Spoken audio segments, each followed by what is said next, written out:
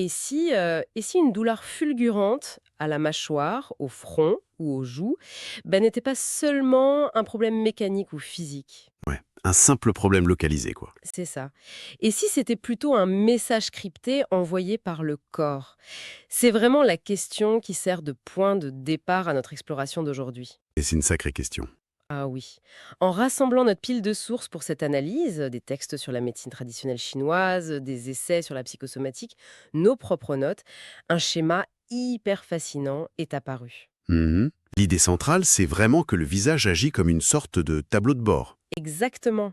Ce décryptage va donc révéler la signification psychosomatique et énergétique qui est cachée derrière les algies faciales, les fameuses douleurs au visage. Ouais. Et d'ici la fin de notre échange, il sera possible de comprendre comment traduire ces signaux d'alarme pour rééquilibrer le corps et l'esprit. Alors, juste avant d'entrer dans le vif du sujet, un rappel essentiel s'impose pour ceux qui nous écoutent. Bien sûr, hein. Le contenu abordé dans cette analyse est strictement à des fins éducatives. Ça ne remplace en aucun cas un avis, un diagnostic ou un traitement médical professionnel. Toute douleur persistante nécessite la consultation d'un spécialiste de la santé. C'est une précision indispensable. Ça permet de poser des bases saines. Tout à fait. Notre mission aujourd'hui, c'est vraiment d'offrir une grille de lecture supplémentaire, de prendre un peu de hauteur sur des symptômes qu'on perçoit souvent, à tort, comme de simples désagréments physiques. Des trucs passagers, ouais. Voilà. Et le programme de cette exploration est particulièrement riche. Dans le prochain quart d'heure, on va suivre une feuille de route en 3 grandes étapes. Le menu du jour. D'abord, on va explorer le pont, ce pont à la fois anatomique et symbolique entre le visage et les vertèbres cervicales.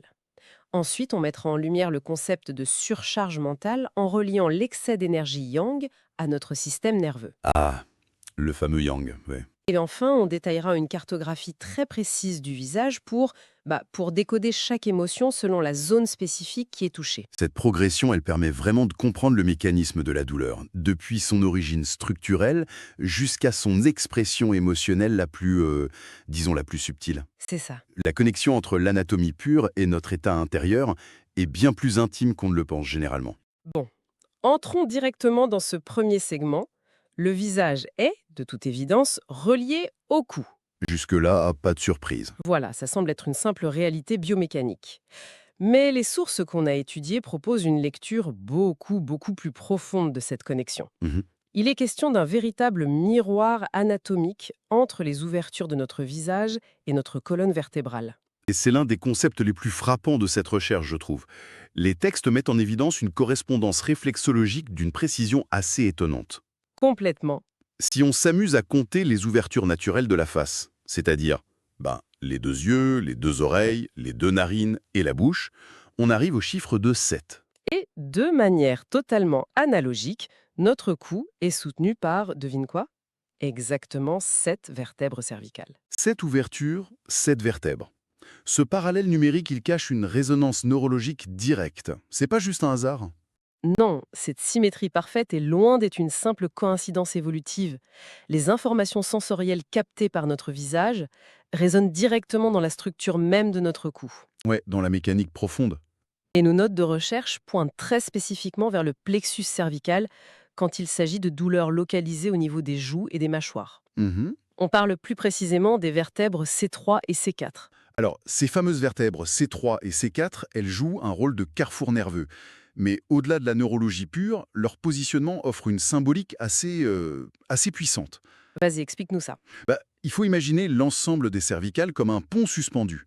D'un côté de ce pont, on a la tête. Ok, La tête, elle représente la sphère de l'unité, le domaine spirituel, l'intellect, la conceptualisation. le mental, quoi. C'est ça. Et de l'autre côté du pont, il y a le reste du corps. Le corps, lui, il incarne la matière, l'action tangible, l'ancrage et la notion de communauté. C'est une image mentale très claire. Donc on a la tête qui pense, qui analyse, qui projette.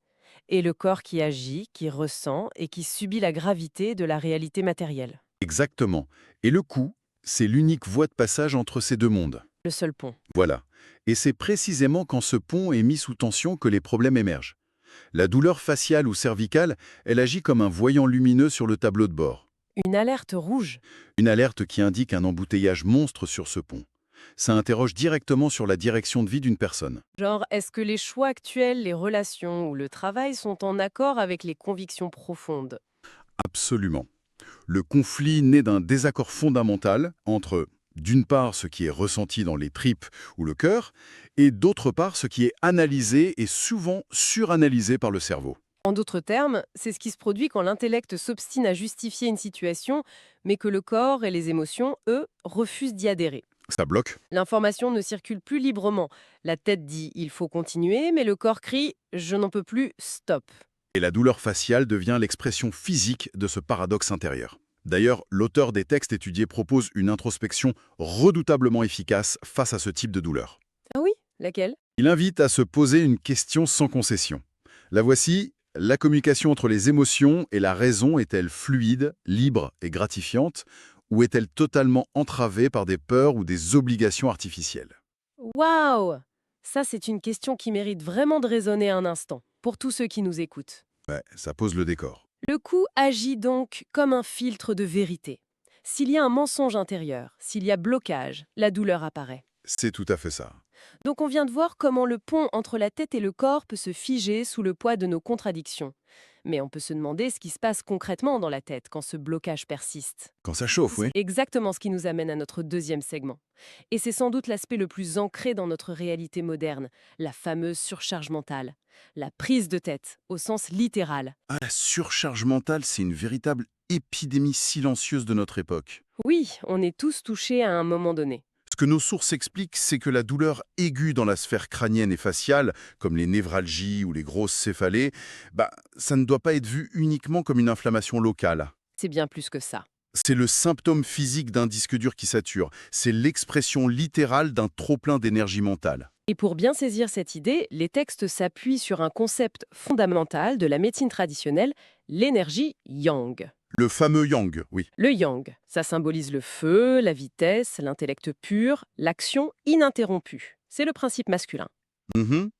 Dans notre société actuelle, il faut bien avouer que tout nous pousse à fonctionner exclusivement sur ce mode yang. Ah oui, c'est la course permanente. L'analyse constante, la planification du futur, la productivité à outrance, tout ça génère une chaleur métabolique et mentale immense. Et pour offrir une lecture encore plus, disons, scientifique à ce concept, on peut lier cet excès de yang à notre biologie contemporaine. Ah, intéressant. Comment on fait le lien? Mais plus spécifiquement au système nerveux sympathique. C'est le système du combat ou de la fuite, tu sais? Oui, le mode survie. Quand l'esprit est en surchauffe analytique, le corps sécrète des hormones de stress en continu. Le rythme cardiaque s'accélère, les muscles se tendent, l'inflammation s'installe. Donc le yang n'est plus seulement un concept abstrait ou ésotérique, c'est une réalité physiologique qu'on peut mesurer. Totalement. Si on utilise une métaphore mécanique, c'est comme conduire une voiture de sport en restant constamment en première vitesse, le pied appuyé au maximum sur l'accélérateur. Aïe, pauvre moteur. Le moteur hurle en sur-régime, l'aiguille est dans le rouge. Cet excès de yang finit inévitablement par faire surchauffer tout le système. Et ça casse. Et cette surchauffe intellectuelle, c'est exactement ce qui se manifeste physiquement par l'algie faciale, la douleur au visage. La douleur est alors la solution de dernier recours qui a été inventée par le corps face à cet incendie interne. Le coupe-circuit. C'est ça, l'algie devient un signal d'alarme impérieux, une douleur si prenante, si forte qu'elle force l'arrêt immédiat. Il devient impossible de continuer à réfléchir, de continuer à courir. Et le corps, là, il exige le retour de l'énergie complémentaire, le yin. Le yin, notre sauveur. C'est ça, le yin vient agir comme l'antidote parfait. Si le yang est l'accélérateur et le système nerveux sympathique, le yin correspond à notre système nerveux parasympathique. Dire stop au yang destructeur. Il réclame urgemment du yin pour faire baisser la température du moteur dont tu parlais. La guérison, dans cette perspective, ça ne se limite pas à prendre un antidouleur juste pour faire taire le symptôme. Non, ça serait comme arracher le voyant lumineux du tableau de bord. C'est ça, c'est masquer le problème. Ça nécessite de réintégrer consciemment des espaces de yin dans une vie quotidienne qui est totalement saturée par le feu du yang. C'est un changement de paradigme fascinant, vraiment. La douleur faciale n'est plus une ennemie aveugle, mais un mécanisme de protection vitale. Un allié, presque. Donc, on a vu que l'excès de yang explique le terrain inflammatoire global, cette surchauffe. Cependant, nos recherches montrent que la douleur ne choisit pas son emplacement au hasard. Ah ça non, jamais au hasard. Voyons maintenant comment la zone spécifique du visage révèle une émotion enfouie bien précise. On entre ici dans la cartographie émotionnelle du visage. C'est notre troisième grand point d'analyse. Et cette cartographie, elle est d'une richesse incroyable. En médecine traditionnelle chinoise, le visage n'est pas vu comme une simple surface physique, mais vraiment comme un écran de projection. Un moniteur, ouais. Pour bien comprendre cette dynamique, il faut introduire la notion de loge énergétique. Qu'est-ce que c'est exactement pour ceux qui découvrent ce terme? Une loge énergétique, ce n'est pas un lieu physique statique.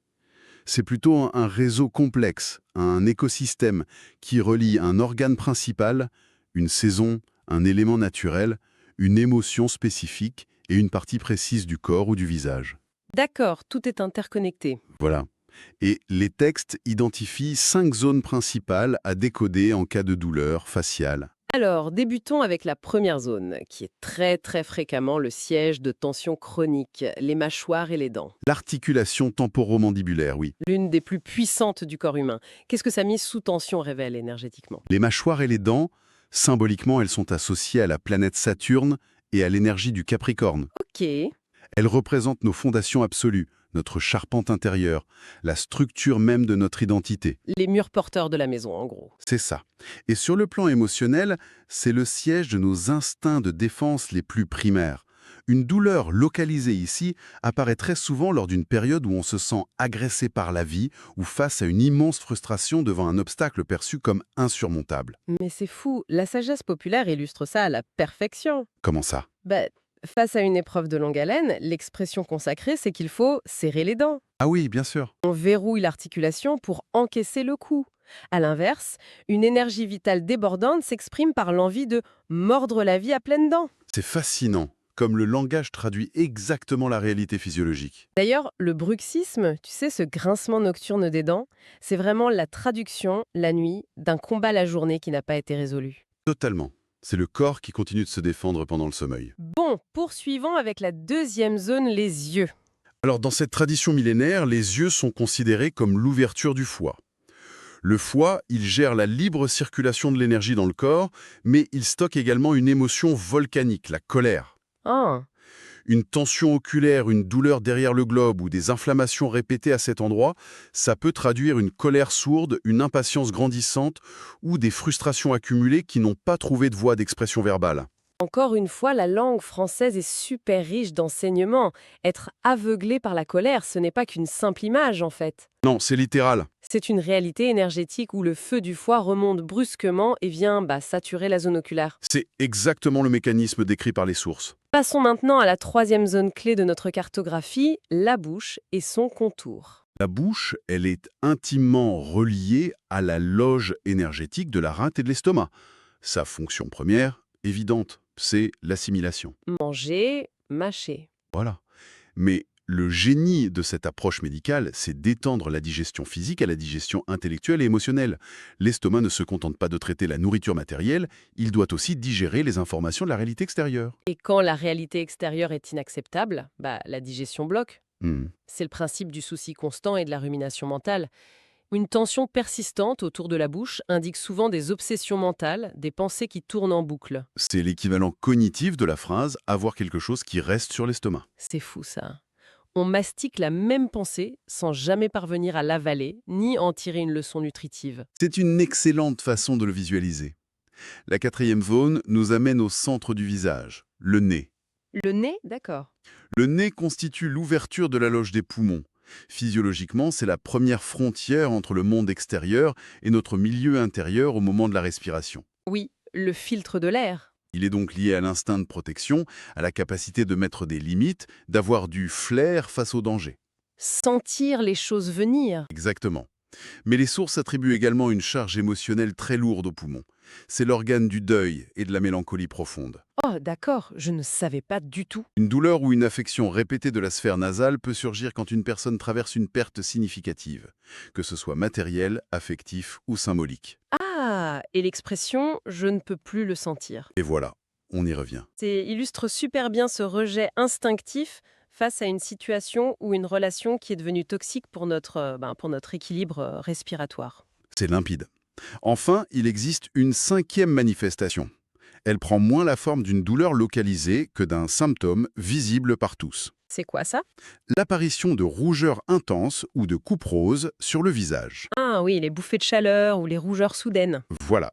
Cette manifestation est le reflet d'un hyperfonctionnement de la loge du cœur qui est associé à l'élément feu. Le feu du cœur qui s'échappe, en gros, c'est l'image d'une émotivité qui déborde. Quand le visage s'empourpre bien au-delà de la simple timidité passagère, ça signale une angoisse latente, une hyperexcitabilité ou alors une passion tellement consumante qu'elle échappe à tout contrôle intérieur. Le sang monte à la tête parce que la pression émotionnelle est juste trop forte pour être contenue dans la poitrine. Cette cartographie détaillée démontre vraiment que chaque muscle, chaque nerf de notre visage agit comme le porte-parole silencieux d'une loge énergétique en détresse. Et ça, c'est une sacrée clé de lecture. Absolument. Mais bon, la compréhension théorique ne suffit pas. Savoir pourquoi on a mal, c'est une étape, mais agir pour retrouver l'équilibre, c'en est une autre. Tout le but, c'est de transformer ces connaissances en une véritable hygiène de vie. Alors concrètement, comment on applique ces concepts au quotidien? L'approche la plus efficace qu'on a trouvée dans les sources, ça consiste à suivre un plan d'action super simple en 3 étapes dès l'apparition d'une tension faciale. Oui, la première étape de ce plan, c'est l'identification pure et simple, sans aucun jugement. L'observation. Voilà, la prochaine fois qu'une zone du visage se crispe, l'idée c'est de s'accorder une pause mentale pour repérer la localisation exacte. Est-ce que ce sont les mâchoires qui se serrent? Est-ce que c'est une pression derrière les yeux? Mhm. Ensuite, il s'agit d'associer cette zone à son émotion correspondante. La colère pour les yeux, la rumination pour la bouche, le besoin de défense pour les dents. Et cette simple prise de conscience, en fait, ça coupe déjà le pilote automatique. On sort de la réaction aveugle.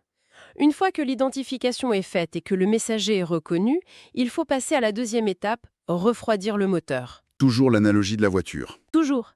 Puisqu'on a établi que la douleur est souvent le fruit d'une surchauffe due à un excès d'énergie yang et un système nerveux sympathique surstimulé, la priorité absolue, c'est d'introduire volontairement du yin dans les 24 heures qui suivent. Et introduire du yin, ça ne demande pas nécessairement de faire des heures de méditation complexes sur un coussin, hein. Ah non, heureusement. C'est juste intégrer des activités qui stimulent le système nerveux parasympathique. Ça peut prendre la forme d'une marche lente sans musique, de quelques exercices de respiration abdominale profonde, d'un moment passé dans la nature, ou simplement de s'allonger dans le silence total pendant 10 minutes.